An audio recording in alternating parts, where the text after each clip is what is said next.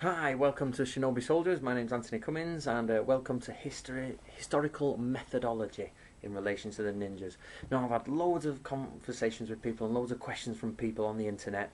Now, what I've decided to do is answer that here and answer a lot of them questions in one video. Because what people don't understand is what I'm doing. It's a historical investigation. So I'm going to go through exactly what I'm trying to do and what we're trying to achieve, and that should answer some of your questions. Now, my background is in archaeology and history, so I've got a bachelor's in ancient history and archaeology.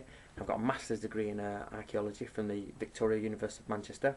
I've worked in Africa, I've worked in Scotland and England, and I've worked with some really high-ranking professors, much better than I'll ever be, but still, some of the Stonehenge things. So I'm going to tell you now how I'm adapting my knowledge into this ninjutsu argument on historical ninjas. Now, first of all, when we look at it, you've got to look at in any historical understanding, you've got to understand that humans see things in two ways. First of all, there's knowing, and then there's belief. For example, I know this computer is in front of me. I know I'm talking to it. I know my hands. I know my father's name. I know my grandfather's name. I've met them. However, I believe in other things. So I believe that my great-great-grandfather was called William or William Peter. I don't know that for certain, but I have a good belief because that's what the evidence points to. So first of all, you've got knowing, then you've got believing on the next level. Then to add to that, once you get into the belief section of history, you get into the possibilities. The next thing, is it possible my great-great-grandfather was called William Peter? Of course it's possible. It's an English name. So is it probable? Well, we have his birth certificate and we have this information, that information, so the probability is getting much higher that his name was William Peter. I don't know, I've never met the man. However, in a historical concept, we can say it's almost a dead cert, or it's a very high probability. So we get what we know, what we believe, what is possible, and what is probable. That's how you start an investigation into history or archaeology. Now, that means that all history, everything, is a belief. Now, what happens then is that we have beliefs that are strong and highly probable and beliefs that are not so much. So, first of all, you need to get that into your understanding when you ask these questions. So, everything you know about history and about ninjutsu is a belief. Everything I know, everything anybody knows is only a belief. Now, what happens is in historical investigation, you do not have a yes or no answer. You don't say yes, no. What we do is we ask a single question. Now, the questions get answered.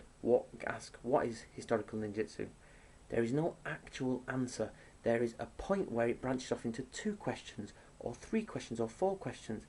Each one of them points branches off into more questions and smaller, and each question gets more and more defined and tiny. Now that creates like a root of the ninjutsu tree. There's the trunk, you get the roots, and when we step back we have the historical investigation, the root investigation of ninjutsu. Now, when you follow each one of these questioning lines, you get an understanding in your head of belief. When you look at the evidence, you get more belief, so you get a more higher probability. So, ninjutsu exists. Is it possible? Of course it is. Is it probable? Yes. Did it continue to today? That's the big question that is in some of these videos that deal with the Bujinkan and Genbukan and things. All historical investigations work like that on an academic level, not on a Discovery Channel, History Channel. I'm talking on a real academic level. That's how it works. There is no yes. New evidence is given all the time, and people don't wait till all the evidence is there. They use the evidence they've got. Now, in ninjutsu, most of the evidence is actually there, pretty much discovered. Not really much more at the moment. So what happens is in these type of discussions, when you've got this tree root of evidence, when you've got this tree root of understanding, new evidence is like a shovel. It smashes through the tree roots and all the little things break up. Then you have to reconfigure how the discussion goes and how that affects each problem. But the problem is in ninjutsu, there's not lots of new evidence, so we've got what we've got to work with. So how does this methodology then adapt to shinobi soldiers and what's going on with modern ninjutsu? Now, modern ninjutsu, Genbukan, Bujinkan, all the Koka things, all this type of stuff, they claim a lineage back to a time in history, a time that we have a high probability that ninjas really existed, and it's almost certain within our mind. That's a big, strong belief. They claim they have ancestry there. So let's look at the evidence. The evidence is this. They say they've got a 900-year existence. Is that possible? Of course it's possible. Yep, 900-year oral traditions. Yep, we'll go with that. That's possible. Is it probable? Okay, there's over 100 or so more, even more ninja scrolls. How many of them, which are historically attested to be from historical times, so reading all them scrolls, do they back up Bujinkan Gimkan's claims of martial arts as a ninjutsu? No, there is zero martial arts. So already our probability is getting less. Now,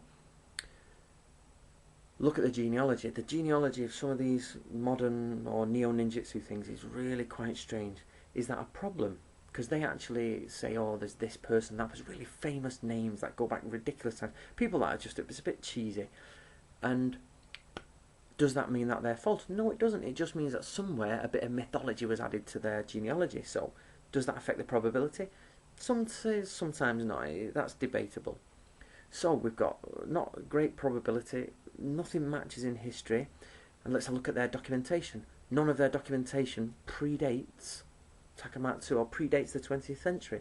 So you've got 20th century documentary evidence, you've got 20th century interpretations of oral traditions, you've got a bit of a strange genealogy, and you've got a style that matches nothing to do with historical ninjutsu.